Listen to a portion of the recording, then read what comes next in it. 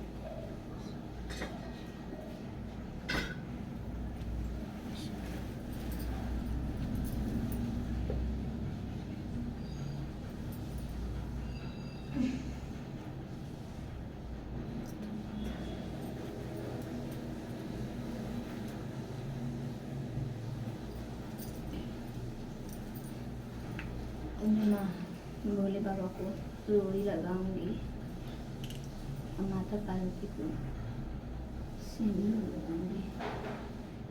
जय महादेव।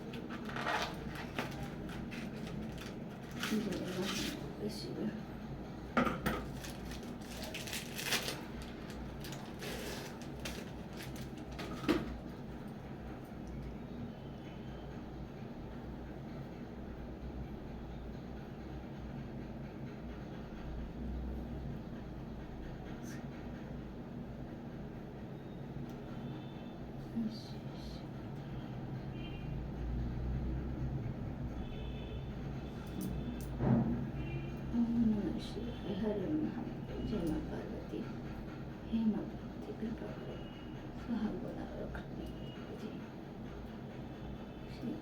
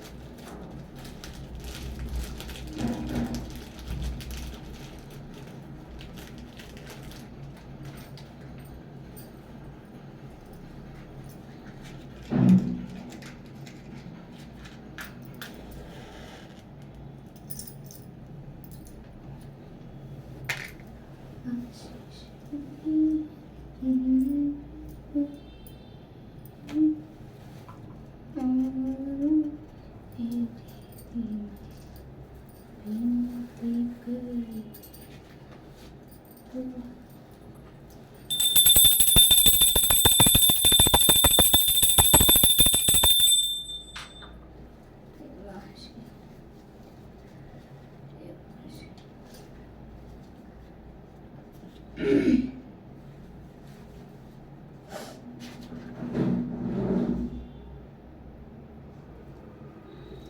हम अब तीज कथा पढ़ेंगे।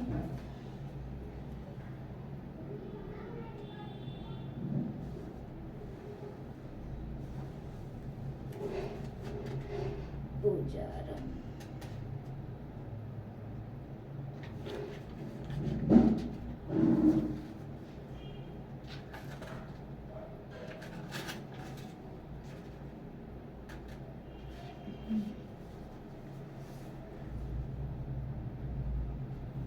पूजन करने के बाद कथा सुने।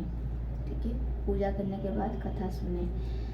सूची कहते हैं, मतदार की माला से जिन पार्वती जी का केशवास अलंकृत है और मुंडों की माला से जिन शिव जी की जटा अलंकृत है, जो पार्वती दिव्य वस्त्र धारण की है और जो शिव जी दिगंबर नंगे हैं, ऐसे शिव पार्वती जी तथा शिव जी को प्रणाम करता हूँ। रमणीक कैलाश पर्वत के शिखर पर बैठी हुई शिव पार्वती कहती है, हे महेश्वर, हमें कोई गुप्त व्रत या पूजन बताइए जो सब धर्मों से सरल हो, जिसमें परिश्रम भी कम करना पड़े लेकिन फल अधिक मिले। हे नाथ, यदि आप मुझ पर प्रसन्न हो तो यह विधान बताइए। हे प्रभु, किस तप व्रत या दान से आदि मध्य और अंत रहित आप जैसे महाप्रभु हमको प्राप्त हुए हैं। शिव जी बोले, हे देवी सुनो, मैं तुमको एक व्रत जो मेरा सर्वस्व और छिपाने योग्य है लेकिन तुम्हारे प्रेम के वशीभूत होकर मैं तुम्हें बतलाता हूँ। जैसे नक्षत्रों से चंद्रमा, ग्रहों में सूर्य, वर्णों में ब्राह्मण, देवताओं में विष्णु भगवान, नदियों में गंगा, पुराणों में महाभारत, वेदों में सामवेद और इंद्रियों में मन श्रेष्ठ है, सब पुराण और वेदों का सर्वस्व जिस तरह कहा गया है, मैं तुम्हें एक प्राचीन व्रत बतलाता हूँ। एकाग्र मन से सुनो। जिस व्रत के प्रभाव से तुमने मेरा आधा आसन प्राप्त किया है वह मैं तुमको बतलाऊंगा, क्योंकि तुम मेरी प्रेयसी हो। भाद्रपद मास में हस्त नक्षत्र से युक्त शुक्ल पक्ष की तृतीया तिथि को उसका अनुष्ठान मात्र करने से स्त्रियां सब पापों से मुक्त हो जाती हैं। हे देवी, तुमने आज से बहुत दिनों पहले हिमालय पर्वत पर इस व्रत को किया था, यह वृत्तांत मैं तुमसे कहूँगा। पार्वती ने पूछा, हे नाथ, मैंने क्यों यह व्रत किया था, यह सब आपके मुख से सुनना चाहती हूँ। शिवजी ने कहा, भारतवर्ष के उत्तर की ओर एक बड़ा रमणीक और पर्वतों में श्रेष्ठ हिमवान नामक पर्वत है। उसके आसपास तरह तरह की भूमियाँ हैं, तरह तरह के वृक्ष उस पर लगे हुए हैं, नाना प्रकार के पक्षी और अनेक प्रकार के पशु उस पर निवास करते हैं। वहाँ पहुंचकर ग्रंथों के साथ बहुत से देवता सिद्धचारण पक्षीगण सर्वदा प्रसन्न मन से विचरते हैं। वहाँ पहुंचकर गंधर्व गाते हैं, अप्सराएं नाचती हैं। उस पर्वतराज के कितने ही शिखर ऐसे हैं कि जिसमें स्फटिक, रत्न और वैदूर्य आदि की खानें भरी हैं। यह पर्वत ऊंचा तो इतना अधिक है कि मित्र के घर की तरह समझकर आकाश का स्पर्श किए रहता है। उसके समस्त शिखर सदैव हिम से संरक्षित रहते हैं और गंगा जल की ध्वनि सदा सुनाई देती रहती है। हे पार्वती, तुमने बाल्यकाल में उसी व्रत पर तपस्या की थी। 12 वर्ष तक तुम उल्टी लटक कर केवल धुआं पी कर रही, 14 वर्ष तक सूखे पत्ते खाकर रही। माघ मास में तुम जल में बैठी रहती और वैशाख की दोपहरिया में ना पंचांगिन तापती थी। सावन के महीने में जल वर्षा तो तुम भूखी प्यासी रहकर मैदान में बैठी रहती थी। तुम्हारे पिता इस तरह के कष्ट सहन को देखकर बड़े दुखी हुए। वे चिंता में पड़ गए कि मैं अपनी कन्या किसको दूं। उसी समय नारद जी वहां आ पहुँचे। मुनिश्रेष्ठ नारद जी, उस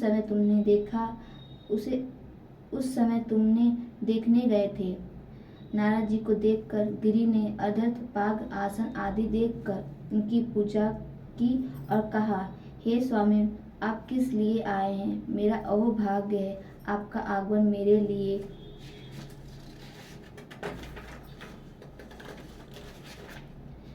लिए अच्छा है। नारद जी ने कहा, हे पर्वतराज, सुनो, मैं भगवान विष्णु का भेजा हुआ आपके पास आया हूँ। आपको चाहिए कि यह कन्या रत्न किसी योग्य वर को दे। भगवान विष्णु के समान योग्य वर ब्रह्मा, इंद्र और शिव, इनमें से कोई नहीं है। इसलिए मैं यही कहूँगा कि आप अपनी कन्या भगवान विष्णु को ही देवे। हिमवान ने कहा, भगवान विष्णु स्वयं मेरी कन्या ले रहे हैं और आप यह संदेश लेकर आए हैं तो मैं उन्हें अपनी कन्या दूंगा। हिमवान की इतनी बात सुनकर मुनिराज नारद आकाश में विलीन हो गए। वे पीताम्बर, अखंड चक्र और गंधारी भगवान विष्णु के पास पहुँचे। वहाँ हाथ जोड़कर नारद जी ने भगवान विष्णु से कहा, हे देव, सुनिए, मैं अपना विवाह पक्का करा दिया। उधर हिमवान ने पार्वती के पास जाकर कहा कि हे पुत्री, मैंने तुम्हें भगवान विष्णु को दे डाला। तब पिता की बात सुनकर तुम बिना उत्तर दिए ही अपनी सखी के घर चली गई। वहीं जमीन पर पड़कर तुम दुखी होती हुई विलाप करने लगी। तुमको इस तरह विलाप करते देख एक सखी ने पास आकर कहा, देवी, तुम क्यों इतनी दुखी हो? इसका कारण बताओ। तुम्हारी जो कुछ इच्छा होगी मैं यथाशक्ति उसको पूरा करने की चेष्टा करूँगा। इसमें कोई असंग नहीं है। पार्वती बोली, मेरी जो कुछ अभिलाषा है उससे तुम प्रेम पूर्वक सुनो। मैं एकमात्र शिव जी को अपना पति बनाना चाहती हूँ। इसमें कुछ भी असंग नहीं है। मेरे इस विचार को पिताजी ने ठुकरा दिया है। इसमें मैं अपने शरीर को त्याग दूंगी। पार्वती की इस बात को सुनकर सखियों ने कहा कि शरीर का त्याग न करो, चलो किसी ऐसे वन को चले जहाँ पिता को पता न लगे। लगे कि कौन पता न लगे। ऐसी सलाह कर तुम ऐसे वन में जा पहुँची। उधर तुम्हारे पिता घर घर तुम्हें खोजने लगे। दूतों द्वारा भी खबर लेने लगे कि कौन देवता या किन्नर मेरी पुत्री को हर ले गया है। उन्होंने मन ही मन में कहा, नारद जी के आगे प्रतिज्ञा कर चुका हूँ कि अपनी पुत्री भगवान विष्णु को दूंगा। ऐसा सोचते सोचते हिमवान मूर्छित हो गए। गिरिराज को मूर्छित देखकर सब लोग हाहाकार करते हुए दौड़ पड़े। जब होश हुआ तो सब पूछने लगे कि गिरिराज, आप अपनी मूर्छा का कारण बताइए। हिमवान ने कहा, आप लोग मेरे दुख का कारण सुने। न मालूम कौन मेरी कन्या को हर ले गया है। ऐसा नहीं हुआ तो उसे किसी काले सांप ने काट लिया या सिंह खा गए। हाय हाय, मेरी बेटी कहाँ गई? किसी दुष्ट ने मेरी पुत्री को मार डाला। ऐसा कह वे वायु के झोंके से कांपते हुए वृक्ष के समान कांपने लगे। इसके बाद हिमवान तुम्हें वन वन खोजने लगे। वन वन में भी सिंह, भालू, हिंसक जंतुओं से बड़ा भयानक हो रहा था। तुम भी अपनी सखियों के साथ उस भयानक वन में चलती चलती एक ऐसी जगह जा पहुंची जहां एक नदी बह रही थी। उसके रमणीय तट पर एक बड़ी सी कंदरा थी। तुमने उसी कंदरा में आश्रम बना लिया और मेरी एक बालुकामयी प्रतिमा बनाकर अपनी सखियों के साथ निहार रहकर मेरी आराधना करने लगी। जब भाद्रपद शुक्ल पक्ष की हस्तयुक्त तृतीया तिथि प्राप्त हुई तब तुमने मेरा विधिवत पूजन किया और रात भर जाग कर गीत वाद्य से मुझे प्रसन्न करने में बिताया। उस व्रतराज के प्रभाव से मेरा आसन डगमगाया उठा, जिससे मैं तत्काल उस स्थान पर जा पहुंचा जहां पर तुम अपनी सखियों के साथ रहती थी। वहां पहुंचकर मैंने तुम्हें कहा कि मैं तुम पर प्रसन्न हूँ, बोलो क्या चाहती हो। तुमने कहा, मेरे देवता, यदि आप मेरे ऊपर प्रसन्न हैं तो मेरे पति बने। मेरे तथास्तु कहकर कैलाश पर्वत पर वापस आने पर तुमने वह प्रतिमा नदी में प्रवाहित कर दी और सखियों के साथ उस महाव्रत का पारण किया। हिमवान भी उस हिमवान भी तब तक उस वन में तुम्हें खोजते हुए आ पहुँचे। चारों दिशाओं में तुम्हारी खोज करते करते वे व्याकुल हो चुके थे, इसीलिए तुम्हारे आश्रम के समीप पहुँचते ही गिर पड़े। थोड़ी देर बाद उन्हें नदी के तट पर 2 कन्याएं देखी। देखते ही उन्होंने तुम्हें छाती से लगा लिया और विलख कर रोने लगे कि पूछा, पुत्री तुम सिंह व्यांग आदि जंतुओं से भर इस वन में क्यों आ पहुंची? पार्वती ने उत्तर दिया, हे पिताजी, मैंने पहले ही अपने आप को शिवजी के हाथों सौंप दिया था। आप मेरी बात टाल दी, इससे मैं यहाँ चली आई। हिमवान ने सांत्वना दिया कि वे पुत्री तुम्हारी इच्छा के विरुद्ध कुछ न करूँगा। तुम्हें अपने साथ लेकर घर आए और मेरे साथ तुम्हारा विवाह कर दिए। इसी से तुमने मेरा अर्धांसन पाया। तब से आज तक किसी के सामने मुझे यह व्रत प्रकट करने का अवसर नहीं प्राप्त हुआ। हे देवी, मैं यह बताता हूँ कि इस व्रत का हरितालिका नाम क्यों पड़ा। तुमको सखियाँ हर ले गई थी, इससे हरितालिका नाम पड़ा। पार्वती ने कहा, हे प्रभु, आपने नाम तो बताया, अब विधि भी बताएं। इसका क्या पुण्य है, क्या फल है और यह व्रत कौन करे? शिवजी पार्वती जी से कहते हैं कि हे देवी, मैं स्त्री जाति की भलाई के लिए उत्तम व्रत बतलाया हूँ। जो स्त्री अपने सौभाग्य की रक्षा करना चाहती है और यत्नपूर्वक इस व्रत को करे, पहले केले के खम्भे आदि से सुशोभित एक सुंदर मंडप बनवाए। उसमें रंग बिरंगे रेशमी कपड़े से चंद्रमा लगाकर चंदन आदि सुगंधित द्रव्यों से उस मंडप को हिपलवावे। फिर पंख, भेरी, मृदंग आदि बजाते हुए बहुत से लोग एकत्रित होकर इस तरह तरह के मंडलाचार कहते हुए उस मंडप में पार्वती जी तथा शिव जी की प्रतिमा स्थापित करें। उस रोज दिन भर उपवास कर बहुत से सुगंधित फूल, गंध और मनोहर धूप, नाना प्रकार के नैवेद्य आदि एकत्र कर मेरी पूजा करें और रात भर जागरण करें। ऊपर जो वस्तुएं गिनाई गई हैं उनके अतिरिक्त नारियल, सुपारी, जमरी, नींबू, लौंग, अनार, नारंगी आदि जो फल प्राप्त हो सके उन्हें इकट्ठा कर ले। उस ऋतु में जो फल तथा फूल मिल सके विशेष रूप से रखे। इसके बाद धूप दीपावली से पूजन करे, प्रार्थना करे, हे शिवे शिवपुरी, हे मंगले, सब अर्थों को देने वाली, हे देवी, हे शिव रूपे आपको नमस्कार है। हे शिव रूपे आपको सदा के लिए नमस्कार है। हे ब्रह्मापीड़ी आपको नमस्कार है। हे जगदात्री आपको नमस्कार है। हे सिंहानी, संसार के भय से भवित मुझ दिन की रक्षा करो। इस कामना की पूर्ति के लिए मैंने आपकी पूजा की है। हे पार्वती, मुझे राज्य और सौभाग्य दे, मुझ पर प्रसन्न हुए। इन्हीं मंत्रों से पार्वती तथा शिव जी की पूजा करें। तदनंतर विधि पूर्वक कथा सुने और ब्राह्मण को वस्त्र, पौध, सूर्य आदि देवे।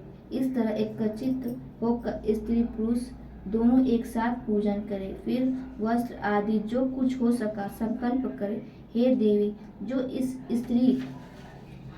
स्त्री इस प्रकार का पूजन करती है वह सब पापों से छूट जाती है और उसे 7 जन्म तक सुख, सदा सौभाग्य प्राप्त होता है।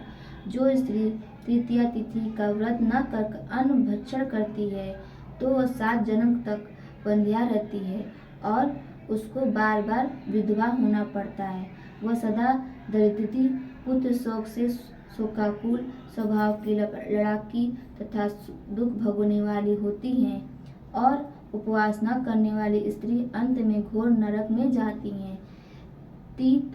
तीज को अन्न खाने से सुकरी, फल खाने से बंदरियां, पानी पीने से जोक, दूध पीने से सापिन, मांसाहार खाने से बाजिन, दही खाने से बिल्ली, मिठाई खाने से चींटी और सब खाने से मक्खी होती है। उस रोज सोने से अजगरी और पति को धोखा देने से मुर्गी होती है। इसलिए हर स्त्रियां व्रत अवश्य करे। दूसरे दिन स्वर्ण, चांदी, तांबा अथवा बांस के पात्र में अन्न भरकर ब्राह्मण को दान दे और पारण करे। जो इस प्रकार व्रत करती है वह मेरे समान पति पाती है। और सब जब वह मरने लगती हैं तो तुम्हारे समान उसका रूप हो जाता है। उसे उस सब प्रकार के सांसारिक भोग और साहित्य मुक्ति मिल जाती है। इस हरितालिका की व्रत कथा मात्र सुन लेने से प्राणी को 1000 अवधि में और सैकड़ों वाजपेय यज्ञ करने का फल प्राप्त होता है। हे देवी, मैंने यह सब व्रतों में उत्तम व्रत बतलाया है, जिसके करने से प्राणी सब पापों से छूट जाता है। इसमें कुछ भी असंग नहीं है।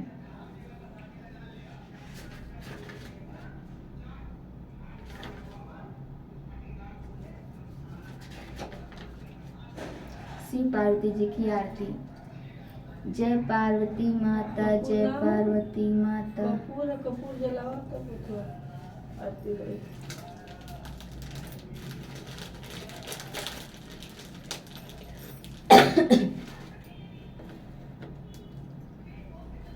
कटोरिया है मजलो जलो।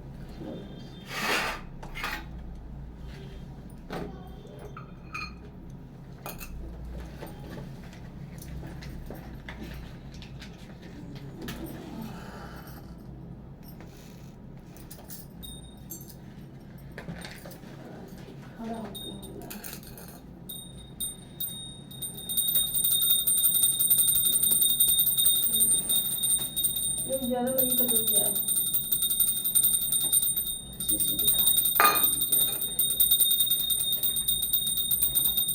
जय पार्वती माता, जय पार्वती माता। अरिष्ट पक्ष निवासिन निज सेवक दादरा। शिव जन साजे पड़ रहे ताता। उधर आती है जो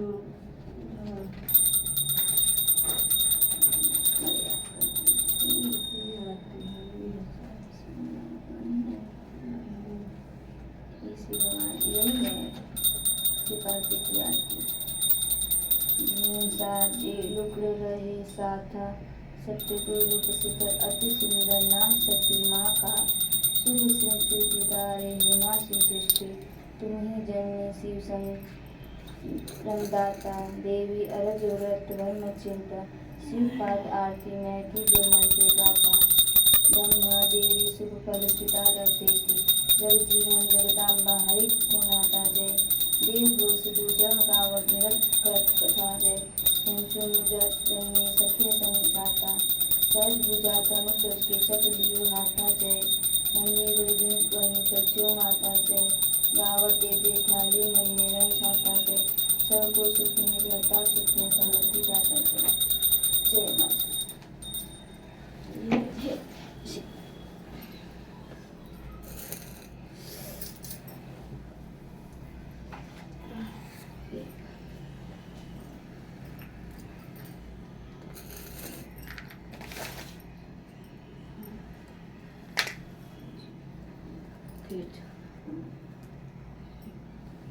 लगा स्वयं में लगाना तो लगा रही को माता।